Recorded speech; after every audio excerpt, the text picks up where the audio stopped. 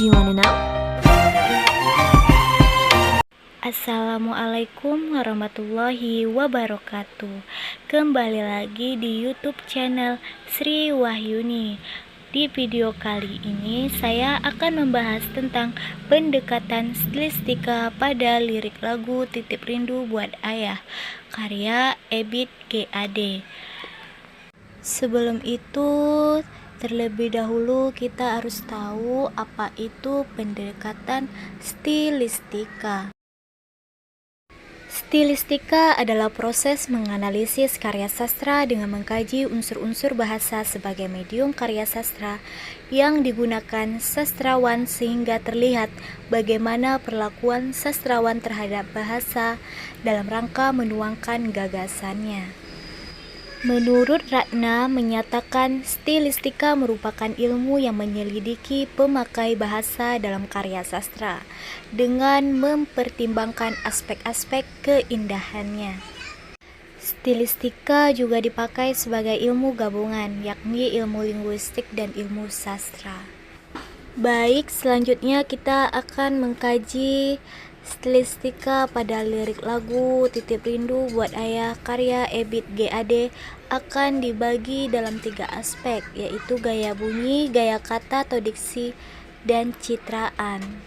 Yang pertama yaitu dari gaya bunyi. Gaya bunyi pada syair lagu Titip Rindu Buat Ayah adalah secara keseluruhan didominasi oleh fonem bunyi A. Bunyi A mendominasi syair lagu tersebut sengaja dipilih oleh pengarang untuk mencapai makna estetik tertentu dalam syair tersebut. Timbulnya irama pada syair lagu tersebut karena adanya asonansi atau pengulangan bunyi vokal yang sama pada rangkaian kata yang berdekatan dalam satu baris pada setiap baris syair lagu tersebut. Misalnya yang terdapat pada bait 1 baris pertama syair lagu tersebut terdapat bunyi A yang mendominasi syair tersebut, yaitu di matamu masih tersimpan selaksa peristiwa. Selain terdapat pengulangan bunyi vokal, syair lagu tersebut juga terdapat pengulangan bunyi konsonan atau aliterasi.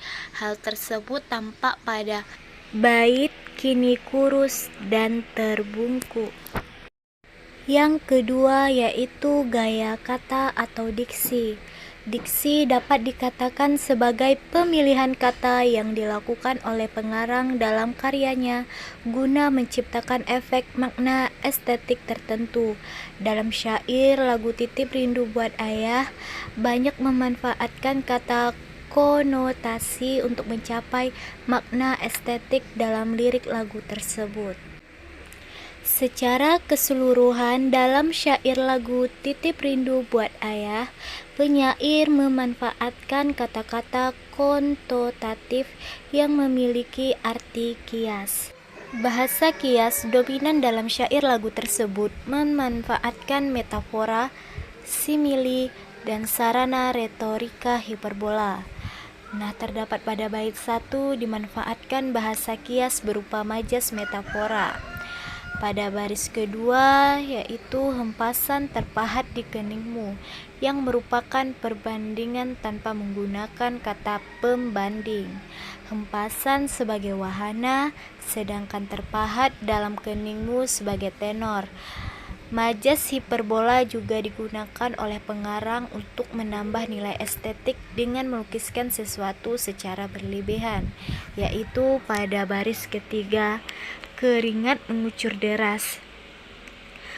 Majas metafora dimanfaatkan pada bait kedua, terdapat pada baris pertama nafasmu kadang tersengal, dan bait ketiga baris pertama yaitu merah jalan ini.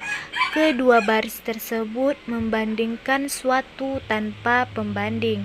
Pada baris pertama nafasmu sebagai wahana kadang tersengal, sedangkan pada bait ketiga baris pertama merah sebagai wahana dan jalan ini sebagai tenor.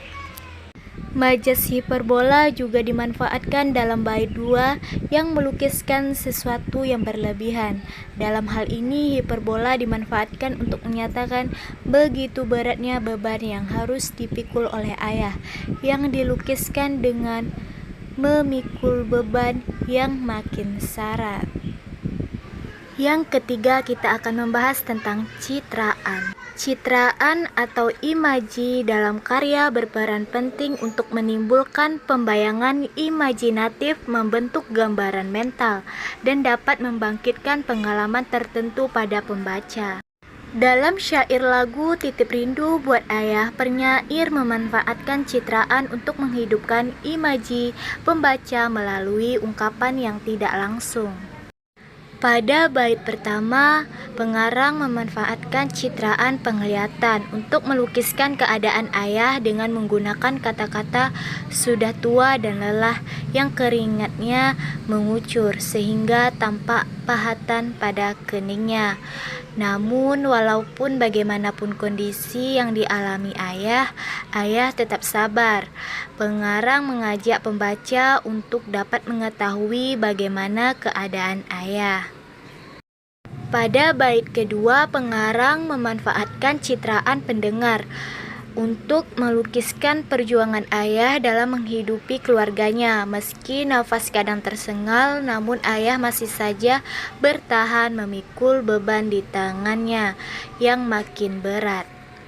Pada bait ketiga, memanfaatkan citraan penglihatan untuk melukiskan bagaimana keadaan ayah yang begitu semangat untuk mencukupi kebutuhan keluarganya. Gambaran tulang pipi yang keriput serta bahu yang dulu kekar kini kurus dan terbungkuk. Dengan majas metafora, pembaca menjadi lebih mudah membayangkan keadaan ayah yang dimaksud oleh pengarang.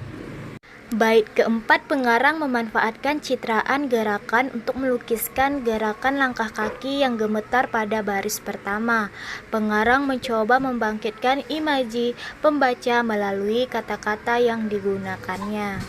Bait kelima, pengarang memanfaatkan citraan penglihatan untuk melukiskan keadaan ayah yang sudah keriput tulang pipinya. Kata-kata yang digunakan oleh pengarang untuk membangkitkan imaji pembaca tentang kondisi ayah. Pada bait ketujuh, pengarang memanfaatkan citraan penglihatan untuk melukiskan keadaan ayah yang dulu begitu gagah, yang ditunjukkan dengan kata bahumu yang dulu kekar namun kini kurus dan terbungkuk. Bait di atas juga memanfaatkan citraan gerak yang melukiskan langkah kaki yang kadang gemetar yang menunjukkan begitu rapuhnya ayah kini. Cukup sekian materi yang saya sampaikan, lebih dan kurang saya mohon maaf apabila ada pengucapan kata-kata yang salah. Terima kasih. Assalamualaikum warahmatullahi wabarakatuh.